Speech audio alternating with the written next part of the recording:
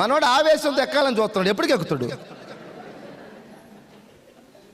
Mistakes మార్చుకోనంత వరకు success నిన్ను చూసి 4 కిలోమీటర్లు పరిగెత్తుతుంది. నువ్వు కిలోమీటర్ దూరం సక్సెస్ కోసం పరిగెత్తితే సక్సెస్ 4 కిలోమీటర్లు పరిగెత్తుతుంది నిన్ను చూసి.